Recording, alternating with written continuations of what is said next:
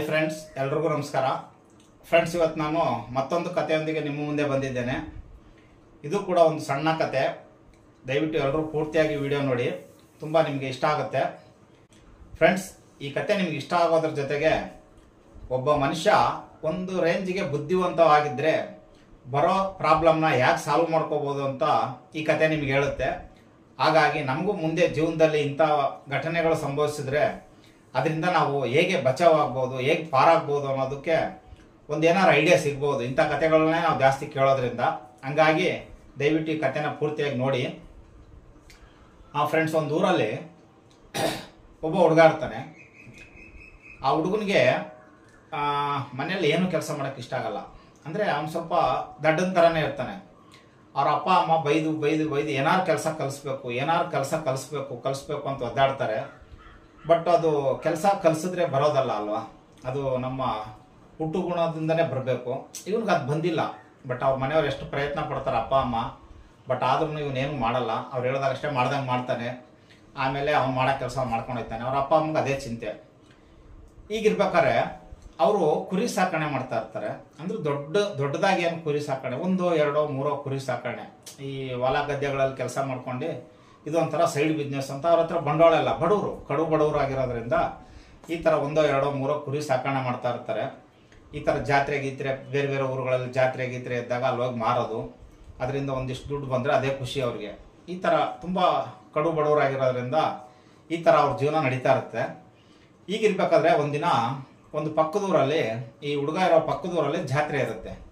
ಆ ಜಾತ್ರೆಗೆ ಇವ್ರ ಅಪ್ಪನ ಹತ್ರ ಎಲ್ಲ ಕುರಿಗಳು 1, 2, 3 ಇರ್ತವೆ. ಎಲ್ಲ ಸೇಲ್ ಆಗಿ ಒಂದೇ ಒಂದು ಕುರಿ ಉಳ್ಕೊಂಡಿರ್ತದೆ. ಆಗ ಅವ್ರಿಗೆ ಏನಕ್ಕೂ ಅರ್ಜೆಂಟಾಗಿ ದುಡ್ಡು ಬೇಕಾಗಿರುತ್ತೆ. ಆ ಕುರಿನ ಹೋಗಿ ಆ ಜಾತ್ರೆಯಲ್ಲಿ ಮಾರಬೇಕು ಅಂತ ಅವ್ರ ಅಪ್ಪ, ಹುಡುಗನಪ್ಪ ತಯಾರಿ ಮಾಡ್ಕೊತಾ ಇರ್ತಾನೆ. ಇನ್ನೇನು ಜಾತ್ರೆಗೆ ಹೋಗ್ಬೇಕು, ಇದ್ದಕ್ಕಿದ್ದಂಗೆ ಅವ್ರ ಅಪ್ಪನಿಗೆ ತುಂಬ ಹುಷಾರಿಲ್ದಂಗೆ ಆಗ್ಬಿಡುತ್ತೆ. ತುಂಬ ಹುಷಾರಿಲ್ದಂಗಾಗಿ ಜ್ವರ ಬಂದು ಈ ಥರ ಹೋಗೋಕ್ಕಾಗದಿರೋದ್ರಿಂದ ಅವ್ರ ಅಪ್ಪ ಏನು ಮಾಡ್ತಾನೆ, ಮಗನ ಕರೆದ್ಬಿಟ್ಟು ನೀನು ಯಾವಾಗ ಬುದ್ಧಿವಂತ ಆಗೋದು, ನೀನು ಯಾವಾಗ ಜಾಣ ಆಗೋದು, ಸರಿ ಅಂತ ಹೇಳ್ಬಿಟ್ಟು ಬೈದ್ಬಿಟ್ಟು ಒಂದು ಕೆಲಸ ಮಾಡಿ, ಇವತ್ತು ನಾನು ಬರೋದೇ ಇಲ್ಲ, ಈ ಕುರಿನ ನೀನು ಹೋಗಿ ಜಾತ್ರೆಗೆ ಹೋಗಿ ಮಾರ್ಕೊಂಬ ಅಂತ ಕಳಿಸ್ತಾನೆ. ಆಗ ಇವನಿಗೆ ಇಷ್ಟ ಇರಲ್ಲ ಹುಡುಗನಿಗೆ. ಅಪ್ಪ, ನಾನು ಮೊದಲೇ ನಿಮ್ಗೆ ಗೊತ್ತಲ್ಲ ನಾನು ಹೆಂಗೆ ಅಂತ ಹೇಳ್ಬಿಟ್ಟು, ಹೆಂಗೆ ಮಾರೋದು, ಹೆಚ್ಚು ಕಮ್ಮಿ ನೀನು ಅಂದ್ಕೊಂಡಿರ್ತೀಯ ಕುರಿಗೆ ಏನೋ ಒಂದು ಬೆಲೆ ಬರುತ್ತೆ ಅಂತ, ನಾನು ಕಮ್ಮಿಗೆ ಮಾರ್ಬಿಟ್ರೆ ನಿನ್ಗೆ ಬೇಜಾರಾಗುತ್ತೆ, ಲಾಸ್ ಆಗುತ್ತೆ ಅಂದಾಗ ಅವ್ರ ಅಪ್ಪ ಒಂದು ಹೇಳ್ತಾನೆ, ನೋಡಪ್ಪ, ಈಗ ನಾನು ಈ ಜಾತ್ರೆಗೆ ಬಂದು ಈ ಕುರಿನ ಏನಾದ್ರು ಮಾರಿದ್ರೆ ಈ ಕುರಿ ನನ್ನ ಪ್ರಕಾರ 5,000 ರೂಪಾಯಿ ಮೇಲೆ ಹೋಗುತ್ತೆ. 5,500 ಹೋಗ್ಬೋದು, 6,000ವರೆಗೂ ಹೋಗ್ಬೋದು. ಆಯಿತಾ, 5 ಮೇಲಂತೂ ಪಕ್ಕ ಹೋಗುತ್ತೆ. ಕಳ್ಳನ ಕೈ ಕೊಟ್ಟರು 5,000 ಮೇಲೆ ಕೊಂಡ್ಕೊತಾನೆ. ನಾನು ನಿನಗೆ ಬರೋಕ್ಕಾದ್ರಿಂದ ಒಂದು ಆಫರ್ ಕೊಡ್ತೀನಿ, ನನಗೆ ತಂದು 5,000 ಕೊಡು. ಆಯಿತಾ, 5,000 ಮೇಲೆ ಎಷ್ಟು ಕಾರ ಮಾರ್ಕೋ ಅದು ನಿನಗೆ. ಅವ್ರ ಅಪ್ಪನ ಉದ್ದೇಶ ಏನಾಗಿರ್ತದೆ, ಹಿಂಗೆ ಹೇಳೋದ್ರಿಂದ ಅವ್ನಿಗೆ ಏನಾದ್ರು ಎಕ್ಸ್ಟ್ರಾ ಸಿಗುತ್ತೆ ಅನ್ನೋದ್ರಿಂದ ಈ ಹುಡುಗ ಹೋಗಿ, ತನ್ನ ಮಗ ಹೋಗಿ ಆ ಕುರಿನ ಮಾರಾಟ ಮಾಡೋಕೆ ಹೋದಾಗ ಅವ್ನಿಗೊಂದು ಜನರಲ್ ನಾಲೆಜ್ ಬೆಳೀತದೆ ಅನ್ನೋ ಉದ್ದೇಶ ಅವ್ರ ಅಪ್ಪಂದು. ನನಗೆ 5,000 ಕಮ್ಮಿ ಬಂದರೂ ಪರವಾಗಿಲ್ಲ, ಅವನ್ನ ಒಂದು ದಾರಿ ಥರನ ಒಬ್ಬ ಜಾಣನ್ ಮಾಡೋಣ ಅನ್ನೋ ಉದ್ದೇಶ ಒಂದು. ಸರಿ, ಇವನು ಹುಡುಗನಿಗೆ ಏನಾಗುತ್ತೆ, ಅಪ್ಪ ಅಕಸ್ಮಾತ್ 5,000 ಹೋಗಿಲ್ಲ ಅಂದ್ರೆ 5,000 ಹೋಗಿಲ್ಲ ಅಂದ್ರೆ ವಾಪಸ್ ಹೊಡ್ಕೊಂಬ, 5,000 ಮೇಲೆ ಮಾರು. 5,000 ಮೇಲೆ ಮಾರಿದ್ರೆ 5,000 ಮೇಲೆ ಆಗ ಎಲ್ಲ ನಿನ್ಗೇನೆ, 5,000 ನನ್ಗೆ ಕೊಡು ಅಂತಾನೆ. ಅವಾಗ ಆ ಹುಡುಗನಿಗೆ ಅನಿಸುತ್ತೆ, ಅಕಸ್ಮಾತ್ ನನ್ನ ಅದೃಷ್ಟ ಚೆನ್ನಾಗಿದ್ದು ಯಾರು 5,500, 6 ತೊಗೊಂಡ್ರೆ 500-1,000 ರೂಪಾಯಿ ಉಳಿತಾಯ ಆಗ್ತದೆ, ಯಾಕೆ ನಾನು ಮಾಡಬಾರ್ದು. ಸರಿ ಆಯ್ತಪ್ಪ ಅಂತ ಹೇಳ್ಬಿಟ್ಟು ಕುರಿ ನೋಡ್ಕೊಂಡು, ಒಂದೇ ಒಂದು ಕುರಿ ಇರೋದು ಅವ್ರ ಹತ್ರ, ಒಂದೇ ಒಂದು ತೊಗೊಂಡೋಗ್ತಾನೆ. ಹೋಗಿ ಜಾತ್ರೆ ಶುರುವಾಗಿರ್ತದೆ. ಇವನು ಹೋಗಿ ಒಂದು ಕಡೆ ಕಟ್ತಾನೆ, ಎಲ್ಲ ಕೂಗ್ತಾನೆ, ಬನ್ರಿ ಕುರಿ ನೋಡ್ರಿ ಅಂತ ಕೂಗ್ತಾನೆ. ಬರ್ತಾರೆ ಜನ, ಕೇಳ್ತಾರೆ ಎಷ್ಟಪ್ಪ ಅಂತಾನೆ. ಇವನೇನು ಮಾಡ್ತಾನೆ, ಫಸ್ಟು ಜಾಸ್ತಿನೇ ಹೇಳ್ಬೇಕು. ವ್ಯಾಪಾರದಲ್ಲಿ ಕರೆಕ್ಟ್ ರೇಟ್ ಹೇಳಿದ್ರೆ ಯಾರು ತೊಗೊಳಲ್ಲ. ನಾವು ಎಷ್ಟೇ ಕರೆಕ್ಟ್ ರೇಟ್ ಹೇಳಿದ್ರು ಇನ್ನೂ ಕಮ್ಮಿನೇ ಕೇಳ್ತಾರೆ ಜನ. ಹಂಗಾಗಿ ಇವನೇನು ಮಾಡ್ತಾನೆ, ಮೊದಲು 6,500, 7,000 ಹೇಳ್ತಾ ಇರ್ತಾನೆ. ಯಾವಾಗ ವ್ಯಾಪಾರ ಕುದುರಲ್ವೋ ಕೊನೆಗೆ 6,000 ಬರ್ತಾನೆ. 6,000 ಅಲ್ಲಿ ಇಲ್ಲಿ ಬಾರ್ಗಿನ. ಒಟ್ಟು ಅವ್ನಿಗೆ ಏನು 5,000 ಮೇಲೆ ಎಷ್ಟು ಬಂದರೂ ಕೊಡೋಣ, ಅಪ್ಪನಿಗೆ ಹೋಗಿ 5,000 ಕೊಟ್ಟರೆ ನನಗೆ ಒಂದಿಷ್ಟು ಖರ್ಚು ಉಳಿತದೆ ಅನ್ನೋದು ಇರ್ತದೆ. ಅದೇನೋ ಇವನು ದುರದೃಷ್ಟಕ್ಕೆ ಯಾರೋ ಅವ್ರ ಅಪ್ಪ ಖಂಡಿತವಾಗ 5,000 ಹೋಗೇ ಹೋಗುತ್ತೆ ಅಂತ ಹೇಳಿರ್ತಾನೆ. ಆದರೆ ಅಲ್ಲಿ ಬಂದಿರೋ ಗಿರಾಕಿಗಳು ಇವನು ನೋಡೋ ಇಲ್ಲ, ಇವನು ದುರದೃಷ್ಟಕ್ಕೂ 5,000 ಮೇಲೆ ಯಾರೂ ಕೇಳಲ್ಲ. ಆಯಿತಾ, ಹಿಂಗೆ ನಡೀತಾ ಇರ್ತದೆ. ಮಧ್ಯಾಹ್ನ ಆಗೋಗುತ್ತೆ. ಮಧ್ಯಾಹ್ನ ಆಯ್ತದೆ, ಊಟದ ಟೈಮ್ ಆಗುತ್ತೆ, ಹೊಟ್ಟೆ ಶಾಕ್ ಶುರು ಮಾಡುತ್ತೆ. ಇವನು ಟೆನ್ಷನ್ ಆಗುತ್ತೆ, ಏನಪ್ಪ ನಮ್ಮಪ್ಪ 5,000ಕ್ಕಿಂತ ಜಾಸ್ತಿ ಹೋಗುತ್ತೆ, ಜಾಸ್ತಿ ಎಷ್ಟು ಕಾರ್ ಮಾರ್ಕೋ, ನನಗೆ ತಂದು 5,000 ಕೊಡು, ಮಿಕ್ಕಿ ದುಡ್ಡು ನೀನು ಇಟ್ಕೊ ಅಂತ ಹೇಳ್ದ. 5,000 ಮೇಲೆ ಒಬ್ಬರು ಕೇಳಿಲ್ಲ. ನಾನು ಇವತ್ತು ಬಂದಿದ್ದು ವೇಸ್ಟ್ ಆಗುತ್ತೇನೋ ಅಂತ ಟೆನ್ಷನ್ ಆಗುತ್ತೆ. ಸರಿ ನೋಡೋಣ, ಇನ್ನೂ ಅರ್ಧ ದಿನ ಬ್ಯಾಲೆನ್ಸ್ ಐತೆ, ಹೋಗಿ ಊಟ ಗೀಟ ಮಾಡ್ಕೊಂಬರೋಣ. ಊಟ ಗೀಟ ಮಾಡ್ಕೊಂಬಂದ್ಮೇಲೆ ನೋಡೋಣ ಏನಾಗುತ್ತೆ, ದೇವ್ರು ಏನಾರು ಕಂಡುಬಿಟ್ರೆ ಹೋಗ್ಬೋದು ಅಂತ ಹೇಳ್ಬಿಟ್ಟು ಅವ್ನಿಗೇನು ಕಳ್ಕೊಳ್ಳೋದೇನಿದೆ, ಹೋದ್ರೆ ಲಾಭ, ಹೋಗಿಲ್ಲ ಅಂದ್ರೆ ಅವ್ನು ಕುರಿ ತೊಗೊಂಡೋಗಿ ಮನೆಗೆ ಕಟ್ತಾನೆ. ಈ ಮೆಂಟಾಲಿಟಿಲಿ ಅವ್ನು ಇರ್ತಾನೆ. ಸರಿ ಹೋಗಿ ಹೋಗಕ್ಕೆ ಮುಂಚೆ ಚೆನ್ನಾಗಿ ಗಂಟಾಗಿ ಕಟ್ಬಿಟ್ಟು ಹೋಯ್ತಾನೆ. ಒಂದು ಹೋಟ್ಲಿಗೆ ಹೋಗಿ ಊಟ ಮಾಡ್ಕೊಂಡು ವಾಪಸ್ ಬರ್ತಾನೆ. ಬರೋರ್ಸ್ ಬಂದು ನೋಡ್ತಾನೆ, ಬರೋರ್ಸಲ್ಲಿ ಕುರಿ ಇಲ್ಲ, ಕಾಣೆ ಆಗ್ಬಿಟ್ಟಿದೆ. ಇವನಿಗೆ ಫುಲ್ ಟೆನ್ಷನ್ ಆಗ್ಬಿಡುತ್ತೆ. ಮೊದಲೇ ನಮ್ಮ ಊರಲ್ಲಿ ನಮ್ಮ ಅಪ್ಪ ಅಮ್ಮನಿಂದ ಹಿಡ್ಕೊಂಡು ಎಲ್ಲರ ಹತ್ರನೂ ದಡ್ಡ ಮೂರ್ಖ ಅಂತ ಹೆಸರು ತೊಗೊಂಡ್ಬಿಟ್ಟಿದ್ದೀನಿ. 5,000 ರೂಪಾಯಿಗೆ ಹೋಗುವಂಥ ಕುರಿನ ನಾನು ಕಳ್ಕೊಂಡು ಹೋದೆ ಅಂದರೆ ನಮ್ಮ ಅಪ್ಪ ನನ್ನನ್ನು ಸುಮ್ಮನೆ ಬಿಟ್ಟಾನ, ಮೊದಲೇ ನನಗೆ ಈ ಥರ ಹೆಸರಿದೆ, ಏನು ಮಾಡೋದು ಅಂತ ಟೆನ್ಷನ್ ಆಗ್ಬಿಡುತ್ತೆ. ಟೆನ್ಷನ್ ಆಯ್ತದೆ, ಏನು ಮಾಡಿದ್ರು ದಾರಿನೇ ಕಾಣಲ್ಲ ಅವನಿಗೆ. ಸರಿ ಒಂದು ಸ್ವಲ್ಪ ಹೊತ್ತು ಹುಡುಕೋಣ ಅಂತೇಳಿ ಆ ಜಾತ್ರೆನಲ್ಲೆಲ್ಲ ಆ ಕಡೆ ಅವ್ನಿಗೆ ಎಲ್ಲೆಲ್ಲಿ ಬೇಕೋ ಅಲ್ಲೆಲ್ಲ ಹುಡುಕ್ತಾನೆ, ಎಲ್ಲೂ ಅವ್ನ ಕುರಿ ಕಾಣಲ್ಲ. ಕೊನೆಗೆ ತಲೆ ಕೆಟ್ಟೋಯ್ತದೆ ಅವನಿಗೆ. ಈಗ ಹೋದ್ರೆ ಒದೆಗಳಂತೂ ಪಕ್ಕ ಬೀಳುತ್ತೆ. ಏನು ಮಾಡೋದು ಇವಾಗ, ಏನು ಮಾಡೋದು ಇವಾಗ, ಏನು ಮಾಡೋದು ಇವಾಗ ಅಂದಾಗ ಒಂದೇ ಒಂದು ಕೊನೆಗೆ ಒಂದು ದಾರಿ ಕಾಣುತ್ತೆ. ಏನಿಲ್ಲ, ಒಂದು ಜಾತ್ರೆ ನಡೀತದೆ ಅಂದ್ರೆ ಅಲ್ಲಿ ಒಂದು ಊರಲ್ಲಿ ಒಂದು ದೊಡ್ಡ ದೇವರು ಇರ್ತದೆ. ಆ ದೇವರ ಹೆಸರಲ್ಲೇ ಪ್ರತಿ ಊರಲ್ಲಿ ಜಾತ್ರೆಗಳು ನಡೆಯೋದು. ಇದೇ ಥರ ಆ ಊರಲ್ಲಿ ಕೂಡ ಒಂದು ದೇವರು ಇರ್ತದೆ. ಇವನಿಗೆ ಒಂದು ಸ್ಪಾರ್ಕ್ ಹೊಳೆಯುತ್ತೆ. ಈಗ ನೆಕ್ಸ್ಟು ದಾರಿ, ಬೇರೆ ದಾರಿ ಯಾವುದಿಲ್ಲ ಅಂದ್ರೆ ಒಂದು ದಾರಿ ಕಾಣಿಸುತ್ತೆ. ಏನು, ಈಗ ಬಂದಿರೋದೇ ಈ ದೇವ್ರ ಜಾತ್ರೆಗೆ, ಈ ದೇವ್ರ ಹತ್ರನೇ ಹೋಗ್ಬಿಡೋಣ, ಹೋಗ್ಬಿಟ್ಟು ನನ್ನ ಕಷ್ಟನ ಹೇಳ್ಕೊಳ್ಳೋಣ ಅಂತ ಹೇಳ್ಬಿಟ್ಟು ಸರಿ ಹೋಗ್ತಾನೆ. ಹೋಗ್ಬಿಟ್ಟು ದೇವ್ರ ಮುಂದೆ ನಿಂತ್ಕೊಂಡು ಕೈ ಮುಕ್ಕೊಂಡು, ದೇವ್ರೆ ನಾನು ಹಿಂಗೆ ಬಂದ್ಬಿಟ್ಟಿದ್ದೀನಿ, ನಮ್ಮಪ್ಪ ನನಗೆ ಹಿಂಗೆ ಕುರಿ ಕೊಟ್ಟು ಕಳಿಸಿದ್ರು ವ್ಯಾಪಾರ ಮಾಡೋಕ್ಕೆ, ಮಧ್ಯಾಹ್ನದವರೆಗೂ ವ್ಯಾಪಾರ ಆಗಲ್ಲ, ಊಟ ಮಾಡ್ಕೊಂಬರೋಣ ಅಂತ ಹೋಗ್ಬಿಟ್ಟು ಬರೋಸಲ್ಲಿ ಕುರಿ ಕಾಣೆ ಆಗ್ಬಿಟ್ಟಿದೆ. ಈಗ ಮನೆಗೆ ಹೋದ್ರೆ ಅದೇ ಬೀಳುತ್ತೆ, ಮೊದಲೇ ನನ್ನ ಹೆಸರು ಪೂರ್ತಿ ಕೆಟ್ಟೋಗಿದೆ, ಏನು ಮಾಡೋದು ಈಗ, ಅದಕ್ಕೆ ನಿನ್ನ ಮೊರೆ ಬಂದ್ಬಿಟ್ಟಿದ್ದೀನಿ, ನೀನೇ ಕಾಪಾಡ್ಬೇಕು ಈಗ ಅಂತ ಹೇಳ್ಬಿಟ್ಟು ದೇವ್ರ ಹತ್ರ ಹೇಳ್ತಾನೆ. ಹಂಗಂತ ನೀನೇನು ಪುಕ್ಸಟ್ಟೆ ಕೆಲಸ ಮಾಡೋದು ಬೇಡ ದೇವ್ರೆ ಅಂತ ಹೇಳ್ಬಿಟ್ಟು ದೇವ್ರಿಗೆ ಹೇಳ್ತಾನೆ. ನೀವೇನಾದ್ರು ಆ ಕುರಿನ ನನಗೆ ಹುಡುಕ್ಸ್ಕೊಟ್ರೆ ಆ ಕುರಿ ಮಾರಿ ಬಂದಿರೋ ದುಡ್ಡಿನಲ್ಲಿ ಅರ್ಧ ದುಡ್ಡು ನಿನ್ಗೆ ಉಂಡಿಗೆ ಹಾಕ್ತೀನಿ ಅಂತಾನೆ. ಯಾಕಂದ್ರೆ ಅವನ ಅರ್ಥ ಏನೋ, ದೇವ್ರಿಗೆ ಏನಾದರೂ ಒಂದಿಷ್ಟು ಏನಾದ್ರು ಕೊಡ್ತೀನಿ ಅಂದ್ರೆ ದೇವ್ರು ಹುಡುಕ್ಸ್ಕೊಡ್ತಾನೇನೋ ಅಂತ ಅವನ ಉದ್ದೇಶ. ಆ ಕುರಿ ಮಾರಿ ಬಂದಿರೋ ದುಡ್ಡಿನಲ್ಲಿ ಅರ್ಧ ದುಡ್ಡು ನೀನು ಉಂಡಿಗೆ ಹಾಕ್ಬಿಡ್ತೀನಿ ಅಂತ ಹೇಳ್ತಾನೆ. ಸರಿ ಆಯಿತು ದೇವ್ರೆ ನಿಮ್ಮ ಜೊತೆ ಆಯ್ತು ಹೋಗಪ್ಪ ಹುಡುಕ್ತೀನಿ ಅಂತಾನ. ಇವನು ಮಾತು ಅವನ ಕ್ವಶನ್ ಅವನೇ ಕೇಳಬೇಕು, ಆನ್ಸರು ಅವನೇ ಮಾಡ್ಕೋಬೇಕು. ಯಾರಾದ್ರಷ್ಟೇ, ನಾವಾದ್ರಷ್ಟೇ, ನೀವಾದ್ರಷ್ಟೇ, ಹಂಗೆ ಕೇಳ್ತಾನೆ. ಸರಿ ಹೊರಗೆ ಬರ್ತಾನೆ, ನಿರಾಸೆಯಿಂದ ಅಲ್ಲಿ ಇಲ್ಲಿ ನೋಡ್ಕೊಂಡು ಬರ್ತಾ ಇರ್ತಾನೆ. ಅದೇನು ದುರದೃಷ್ಟ ನಿಮ್ಗೆ ಗೊತ್ತಿಲ್ಲ, ದೇವ್ರ ಹತ್ರ ಹರಕೆ ಹೊತ್ಕೊಂಬಂದ್ಮೇಲೆ ಆ ಕುರಿ ಇವನಿಗೆ ಪ್ರತ್ಯಕ್ಷ ಆಗ್ಬಿಡುತ್ತೆ. ಅಯ್ಯೋ ನಮ್ಮ ಕುರಿ ಇಲ್ಲೇ ಅದಲ್ಲ ಅಂತ ಹೋಗಿ ಪಟ್ಟ ಅಂತ ತಿಳ್ಕೊತಾನೆ, ಅವನದೇ ಕುರಿ. ಅಯ್ಯೋ, ಅವಾಗ ಇನ್ನೊಂದು ಥರ ಟೆನ್ಷನ್ ಶುರು ಆಗುತ್ತೆ ಅವನಿಗೆ. ಈ ಕುರಿ ಒಂದು 5 ನಿಮಿಷಕ್ಕೆ ಮುಂಚೆ ಸಿಕ್ಕಿದ್ರೆ ನಾನು ದೇವ್ರ ಹತ್ರ ಹರಕೆನೇ ಹೊತ್ಕೋತಾ ಇರಲಿಲ್ಲ, ಕಳೆದೋಗಿದೆ ಅಂದ್ಬಿಟ್ಟು ಧೈರ್ಯವಾಗಿ, ಸಿಗಲ್ಲ ಅನ್ನೋ ಧೈರ್ಯವಾಗಿ ದೇವ್ರ ಹತ್ರ ನಾನು ಹರಕೆ ಹೊತ್ಕೊಂಡ್ಬಿಟ್ಟೆ. ಕುರಿ ಸಿಕ್ಕಿದ್ರೆ ಅದನ್ನ ಮಾರಿ ಬಂದು ದುಡ್ಡದಲ್ಲಿ ಅರ್ಧ ದುಡ್ಡು ನಿನಗೆ ಕೊಡ್ತೀನಿ ಅಂತ ಹೇಳ್ಬಿಟ್ಟು ಈ ಕುರಿ ಸಿಕ್ತು. ಈಗ ಎಷ್ಟಕ್ಕೆ ಮಾರಿದ್ರು ಅರ್ಧ ದುಡ್ಡು ತೊಗೊಂಡೋಗಿ ಉಂಡಿಗೆ ಹಾಕ್ಬೇಕು. ಈಗ 5,000ಕ್ಕೆ ಹೋಯ್ತು ಅಂದ್ಕೊಳ್ಳಿ, 5,000ಕ್ಕೆ ಹೋದ್ರೆ 2,500 ಉಂಡಿಗೆ ಹಾಕ್ಬೇಕು.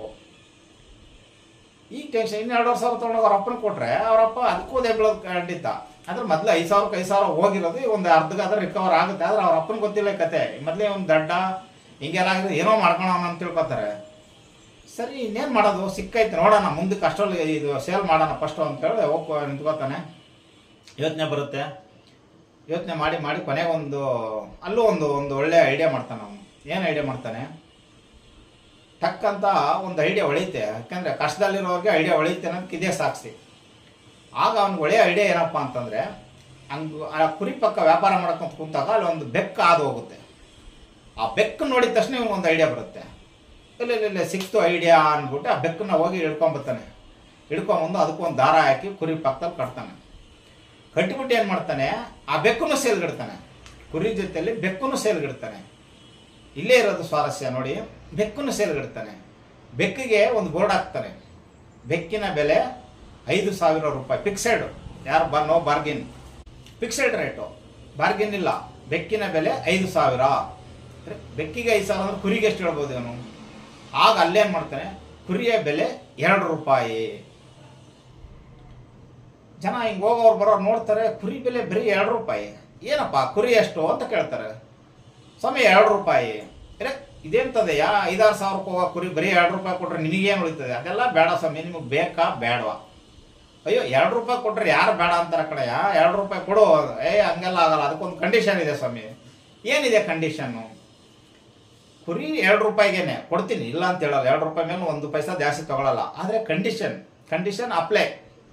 ಏನಪ್ಪ ಕಂಡೀಷನ್ನು ಅಂದರೆ, ಈ ಕುರಿ ಜೊತೆಯಲ್ಲಿ ಈ ಬೆಕ್ಕನ್ನು ತೊಗೋಬೇಕು. ನೀವು ಬೆಕ್ಕನ್ನು ತೊಗೋಬೇಕಾ? ಅಂತ ನೋಡ್ತಾರೆ. ಅವಾಗ ಬೆಕ್ಕಿನ ಬೆಲೆ ಎಷ್ಟಿರುತ್ತೆ? 5,000 ರೂಪಾಯಿ ಇರುತ್ತೆ. ಏನಯ್ಯ ಕುರಿಗೆ 2 ರೂಪಾಯಿ ಇಟ್ಟಿದ್ಯಾ, ಬೆಕ್ಕಿಗೆ 5,000 ಇಟ್ಟಿದ್ಯಾ? ನಮ್ಮ ಬೆಲೆ ಅಷ್ಟೇ ಸ್ವಾಮಿ, ಬೇಕಾ ಬೇಡವಾ? ಅವ್ರು ನೋಡ್ತಾರೆ ಕುರಿ 5,000ಕ್ಕಿಂತ ಜಾಸ್ತಿ ಹೋಗೋ ಲಕ್ಷಣ ಕಾಣ್ತದೆ. ಬೆಕ್ಕಿಗೆ ಏನು ಬೆಲೆ ಇಲ್ಲ, ಆದ್ರೂ ಬೆಕ್ಕಿಗೆ 5,000 ಇಟ್ಟವನೆ, ಕುರಿಗೆ ಬರೀ 2 ರೂಪಾಯಿ ಇಟ್ಟವನೆ. ಒಟ್ಟಿನಲ್ಲಿ ಕುರಿ 5,000ಕ್ಕಿಂತ ಜಾಸ್ತಿ ಬೆಲೆ ಬೀಳುತ್ತೆ. ಸರಿ, ನಮಗೇನು ಒಟ್ಟಲ್ಲಿ 5,000 ರೂಪಾಯಿಗೆ 2 ಬರುತ್ತೆ. ಸರಿ, ಬೆಕ್ಕು ತಗೊಳ್ಳೇಬೇಕು ಸ್ವಾಮಿ, ಕಂಪಲ್ಸರಿ. ಅದು ಮಿಸ್ ಮಾಡೋಂಗಿಲ್ಲ. ಅದನ್ನು ತೊಗೊಂಡ್ಬಿಟ್ಟು ನೀವು ದಾರಿಲಿ ಎಲ್ಲರೂ ಬಿಟ್ಟು ಹೋಗ್ಬೇಕಾರೆ ಅಂತಾನೆ. ಅವ್ರು ಕುರಿ ಇಷ್ಟ ಆಗಿರುತ್ತೆ ಕೆಲವ್ರಿಗೆ. ಸರಿ ಆಯಿತು ಅಂದ್ಬಿಟ್ಟು 5,002 ರೂಪಾಯಿ ಕೊಡ್ತಾರೆ. ಇಲ್ಲ ಸ್ವಾಮಿ ಹಂಗೆ ಕೊಡೋಕ್ಕಾಗಲ್ಲ, ಇರಿ ಅಂತ ಹೇಳ್ಬಿಟ್ಟು 5,002 ರೂಪಾಯಿ ಇಸ್ಕೊಂಡು 2 ರಿಸಿಪ್ಟ್ ಕೊಡ್ತಾನೆ ಅವನಿಗೆ. ಕುರಿ ಮಾರಿದ ಬೆಲೆ 1 ರಿಸಿಪ್ಟು, ಬೆಕ್ಕು ಮಾರಿದ ಬೆಲೆ 1 ರಿಸಿಪ್ಟು. ಬೆಕ್ಕಿನ ಬೆಲೆ 5,000, ಕುರಿದ 2 ರೂಪಾಯಿ ರಿಸಿಪ್ಟ್. ಅವನು ಇದೆಲ್ಲ ನನಗೆ ಬೇಕಾಗಿಲ್ಲ ಕಣಪ್ಪ, ಬೇಕಾಗಿಲ್ಲ ಅಂದ್ರೆ ಪರವಾಗಿಲ್ಲ ಕೊಡ್ತೀನಿ, ತೊಗೊಂಡು ಜಾಬ್ ಇಟ್ಕೊಳ್ಳಿ, ಇಲ್ಲ ಹೋಗಿ ಎಲ್ಲರೂ ಹರಿದು ಹಾಕಿ ಅಂತ ಹೇಳ್ತಾನೆ. ಅದ್ರ ಜೆರಾಕ್ಸ್ ಕಾಪಿ ಬ್ಯಾಕ್ ಸೈಡಲ್ಲಿ ಒಂದು ಇರ್ತಲ್ಲ, ಅದು ಅವನಿಗೆ ಸಾಕು. ಇದು ಯಾಕೆ ಮಾಡ್ತಾನೆ ಅನ್ನೋದು ಈಗ ಟ್ವಿಸ್ಟು. ಸರಿ, ಅವ್ರದ್ದು 5,002 ರೂಪಾಯಿ ಕೊಡ್ತಾರೆ, ಕುರಿನೂ ಬೆಕ್ಕು ಹೊಡ್ಕೊಂಡು ಹೋಗ್ತಾರೆ. ಈಗ ಏನು ಮಾಡ್ಬೇಕು? ಅವನು ಸೀದಾ ಗುಡಿಗೆ ಬಂದು ದಕ್ಷಿಣೆ ಸಲ್ಲಿಸ್ಬೇಕು. ಅಲ್ಲಿಗೆ ನಿಮ್ಗೆ ಸ್ಪಷ್ಟವಾಗಿರುತ್ತೆ.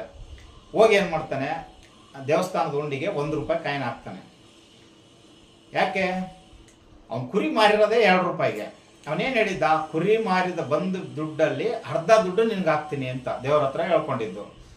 ಹಂಗಂತ ದೇವ್ರೇನೋ ನಾನು ನೋಡಿಲ್ಲ, ಅಗ್ರಿಮೆಂಟ್ ಮಾಡ್ಕೊಂಡಿಲ್ಲ, ಆದ್ರೆ ದೇವ್ರು ಅನ್ನೋದೊಂದು ಶಕ್ತಿ ಇರುತ್ತೆ ಅಂತ ಎಲ್ರಿಗೂ ನಂಬಿಕೆ. ಅಕಸ್ಮಾತ್ ರಾತ್ರಿ ಬಂದು ಕನ್ಸಲ್ಲಿ ಕಾಡ್ಬಿಟ್ರೆ ಯಾಕೆ ಬೇಕು? ಮಾತಿಗೆ ತಕ್ಕನಂಗೆ ನಡ್ಕೊಂಡ್ಬಿಟ್ರೆ ರಾತ್ರಿ ಬರಲ್ಲ ಅವ್ನು ಕನ್ಸಲ್ಲಿ. ಹಾಕ್ಬಿಟ್ಟು ಹೇಳ್ತಾನೆ ದೇವ್ರ ಮುಂದೆ ನಿಂತ್ಕೊಂಡು. ದೇವ್ರು ಕೇಳಿಸ್ಕೊತಾನೆ ಬಿಡ್ತಾನೆ ಗೊತ್ತಿಲ್ಲ, ಇವನೇ ಹೇಳ್ಬಿಡ್ತಾನೆ, ನೋಡಿ ಸ್ವಾಮಿ ನಿಮ್ಗೆ ಹೇಳಿದ ತಕ್ಕನಂಗೆ ನಾನು ಕುರಿ ಮಾರಿದ ದುಡ್ಡಲ್ಲಿ ಅರ್ಧ ದುಡ್ಡನ್ನ ಹಾಕ್ತಾ ಇದ್ದೀನಿ.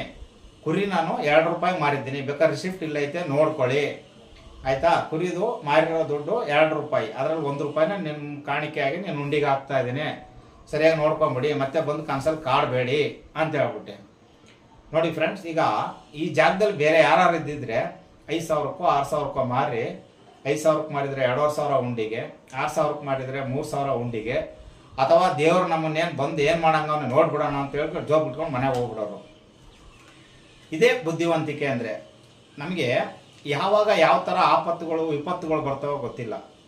ಆಗ ನಾವು ಮಾತು ತಪ್ಪದಂಗೂ ಇರಬಾರ್ದು, ಮಾತಿಗೆ ತಕ್ಕನಂಗೆ ನಡ್ಕೊಳಂಗೆ ಇರಬೇಕು, ಲಾಸು ಆಗಬಾರ್ದು. ಈ ಥರ ಐಡಿಯಾಗಳು ನಮ್ಮ ಜೀವನದಲ್ಲಿ ತುಂಬ ಬೇಕಾಗುತ್ತೆ ಕೆಲವು ಟೈಮಲ್ಲಿ. ಇದು ಬರೀ ದೇವ್ರ ವಿಷಯಕ್ಕೆ ಅಂತಲ್ಲ. ಈ ಹುಡುಗ ನೋಡಿ ಜಾಣ್ಮೆ, ಅವನ್ನ ದಡ್ಡ ಅಂತಿದ್ರು. ಆ ದಡ್ಡ ಕೂಡ ಎಷ್ಟು ಜಾಣ್ಮೆಯಿಂದ ದೇವ್ರ ಹತ್ರನೇ ಮಾತು ತಪ್ಪದಿರಂಗೆ 2 ರೂಪಾಯಿ ಕುರಿ ಮಾಡಿ 1 ರೂಪಾಯಿನ ಹಾಕೊಂಡು ಮಾತು ಉಳಿಸ್ಕೊಂಡ. ಹೋಗಿ ಅವ್ರ ಅಪ್ಪನಿಗೆ ಮಾತು ಕೊಟ್ಟಂಗೆ ಅವ್ರ ಅಪ್ಪನಿಗೆ ಹೋಗಿ, ಇಲ್ಲಪ್ಪ ಜಾಸ್ತಿಗೆ ಹೋಗಲಿಲ್ಲ, ಯಾಕಂದ್ರೆ ಇಷ್ಟೆಲ್ಲ ನಡೆದಿತ್ತಲ್ಲ, ಇದೆಲ್ಲ ಹೇಳಿದ್ರೆ ಚಪ್ಪಲಿನ ಹೊಡಿತಾರೆ ಅವ್ರಿಗೆ. ಅದಕ್ಕೆ ಅದ್ಯಾವುದು ಜಾಸ್ತಿ ಹೇಳ್ದೇನೆ, ನೀನು ಹೇಳ್ದಂಗೆ 5,000ಕ್ಕೆ ಹೋಯ್ತು, ನಾನು ಜಾಸ್ತಿಗೆ ಮಾರಲ್ಲ, ನಂಬೋ ಬಿಟ್ರು ಬಿಡು ಅಂತ ಹೋಗಿ ಅವ್ರ ಅಪ್ಪನ ಕೈ ಕೊಡ್ತಾನೆ. ಅವ್ರ ಅಪ್ಪನಿಗೂ ಖುಷಿ ಆಗುತ್ತೆ, ನನ್ನ ಮಗನೂ ವ್ಯಾಪಾರ ಮಾಡಂಗೆ ಆದ, ಒಳ್ಳೆ ಅವ್ನು ಎಷ್ಟಾರ ಹೆಂಗೂ ಹೇಳಿರ್ತಾನೆ 5,000ಕ್ಕಿಂತ ಎಷ್ಟು ಮಾರ್ಕೊಂಡ್ರೆ ನಿನಗೆ ಅಂತ. ಅವ್ನು ನಿಜಾನಾರು ಹೇಳಿ ಸುಳ್ಳು ಹೇಳಿ ನನಗೆ 5,000 ತಂದು ಕೊಟ್ಟು ನನಗೆ ಖುಷಿ ಆಗುತ್ತೆ, ನನ್ನ ಮಗ ವ್ಯಾಪಾರ ಕಲ್ತ, ನನ್ನ ಮಗನಿಗೂ ವ್ಯಾಪಾರ ಕಚ್ಬೋದು ಇನ್ಮೇಲೆ ಅನ್ನೋದು ಒಂದು ಧೈರ್ಯ ಅವನಿಗೆ ಬರುತ್ತೆ. ಇವನು ಕೂಡ ಬಂದಿರೋ ಆಪತ್ತಿಂದ ಪಾರಾಗಿ ಖುಷಿಯಾಗಿ ಹೋಗಿ ಅವ್ರ ಅಪ್ಪನ ಜೊತೆ ಇರ್ತಾನೆ. ಇದಿಷ್ಟು ಫ್ರೆಂಡ್ಸ್, ಈ ಕತೆ ನಿಮ್ಗೆ ಹೇಗೆ ಅನಿಸ್ತು? ನಿಜ ಅಲ್ವಾ? ನಮಗೆ ಬರೋ ಆಪತ್ತುಗಳಿಗೆ ಆ ಟೈಮ್ ಸಟ್ನಾಗ ಒಂದು ಚಿಕ್ಕ ಸ್ಪಾರ್ಕು, ಒಂದು ಚಿಕ್ಕದೊಂದು ಕಿಡಿ ನಮ್ಗೆ ಸಿಕ್ಕಿದ್ರೆ ನಾವು ಆಪತ್ತಿಂದ ಹೆಂಗೆ ಬೇಕಾದ್ರೂ ಪಾರಾಗ್ಬೋದು. ಆ ಕಿಡಿ ಸಿಗೋದೇ ಮುಖ್ಯ. ಆ ಕಿಡಿ ಹೆಂಗೆ ಸಿಗುತ್ತೆ? ನಮ್ಮ ಯೋಚನೆ ಲಹರಿ, ನಮ್ಮ ಜಾಣ್ಮೆ, ನಮ್ಮ ಬುದ್ಧಿಶಕ್ತಿ ಮೇಲೆ ಸಿಗುತ್ತೆ.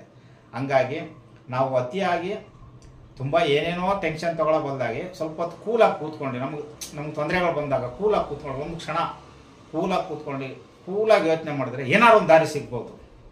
ನಾವೇನು ಮಾಡ್ತೀವಿ, ಆಯಿತು ಮುಳುಗೇ ಹೋಯ್ತು, ಏನೋ ದಾರಿನೇ ಸಿಗಲ್ಲ ಅಂತ ತಲೆ ಮೇಲೆ ಬೆಟ್ಟ ಹೊತ್ಕೊಂಡು ಕೂತ್ಕೊಂಡ್ಬಿಡ್ತೀವಿ. ಆ ಥರ ಮಾಡೋ ಬದಲಾಗಿ ಒಂಚೂರು ಯೋಚನೆ ಮಾಡಿದ್ರೆ ದಾರಿ ಸಿಗುತ್ತೆ.